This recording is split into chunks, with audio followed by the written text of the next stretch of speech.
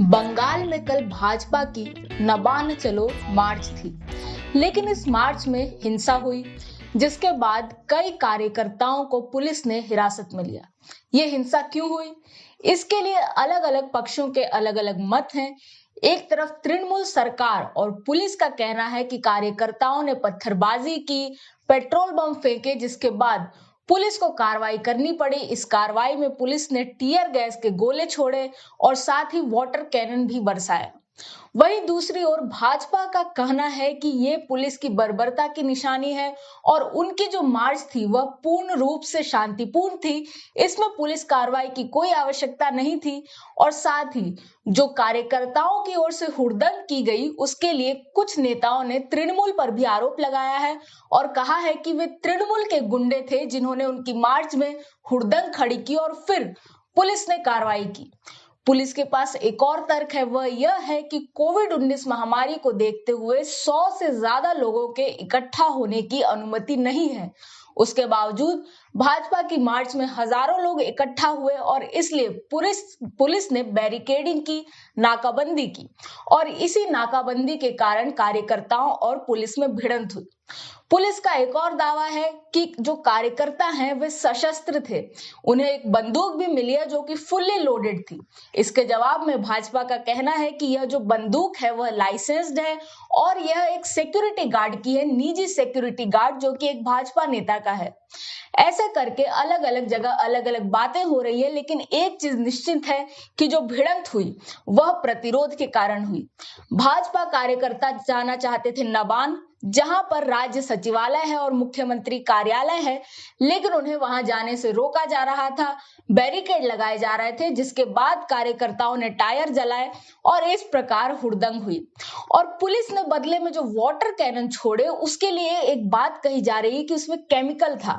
हालांकि पुलिस ने यह कहा है कि उसमें सिर्फ होली वाला रंग था और वे होली के रंग वाले वाटर कैनन इसलिए छोड़ रहे थे ताकि बाद में पहचान हो सके कि प्रदर्शनकारी कौन है।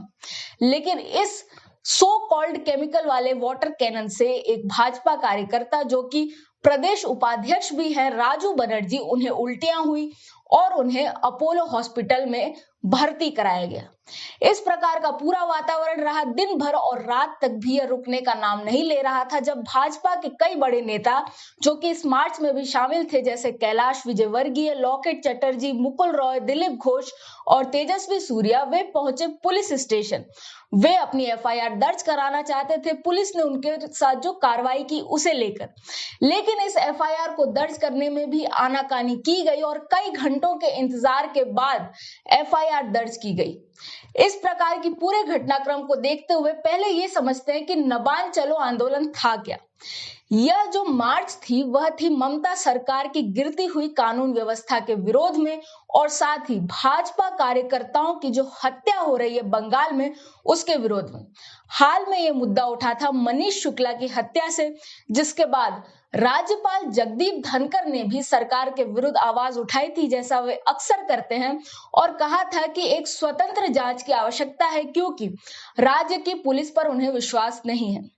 पुलिस पर अपने अविश्वास को वे पहले भी जता चुके हैं। वे कह चुके हैं कि तृणमूल पॉलिटिशियंस के अनुसार पुलिस काम करती है, वह उनसे बंधी हुई है और ऐसा ही दावा कल भाजपा नेताओं ने भी किया जब उनकी एफआईआर दर्ज नहीं की जा रही थी। बात करें भाजपा कार्यकर्ताओं की हत्या की तो कुछ आंकड़े ऐसे हैं जो कहते हैं पिछले 5 वर्षों में 100 से ज्यादा कार्यकर्ताओं की हत्या हुई है। वहीं भाजपा नेताओं का दावा है कि पिछले मात्र 2 वर्ष में ही 100 से ज्यादा हत्याएं हुई हैं। हालांकि पुलिस की ओर से इन हत्याओं को आपसी रंजिश बताकर मना कर दिया जाता है और तृणमूल का इसमें हाथ नहीं माना जाता और बहुत कम ऐसी जांच है जो निष्कर्ष तक पहुंच पाती है और इसलिए पुलिस की विश्वसनीयता पर भी प्रश्न है, जैसा कि राज्यपाल धनखड़ भी उठाते आए हैं, वे आरोप लगाते आए हैं। लेकिन इन सब बातों के बीच में एक बात जो मैं अंत में कहना चाहूंगी वह है नैरेटिव की बात। क्या फांसीवाद यह नहीं है कि कोई आपका विरोध करे और आप उसका दमन हिंसक रूप से करें?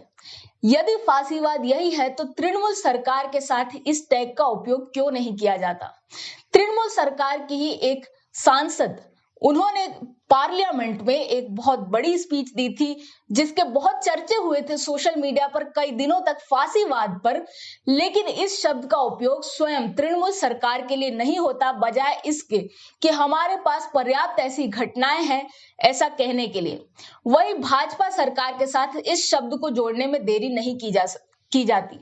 यह अवश्य है कि तृणमूल की इन कार्रवाइयों के बाद जो भाजपा नेता हैं, भाजपा कार्यकर्ता हैं और भाजपा समर्थक हैं, वे इसे गुंडा राज का नाम दे रहे हैं। लेकिन ये जो आलोचना होती है तृणमूल सरकार की, उसे मात्र एक विरोधी की आलोचना के रूप में देखा जाता है। इस रूप में कभी नहीं देखा जाता कि कोई तटस्थ नागरिक जो लोकतंत्र में विश्वास रखता हो वह आलोचना कर रहा है। यह नैरेटिव का खेल बहुत बड़ा है और स्वराज्य इसे काउंटर करने के लिए निरंतर काम कर रहा है। आप हमें सब्सक्राइब करके सपोर्ट करें और देखते रहें।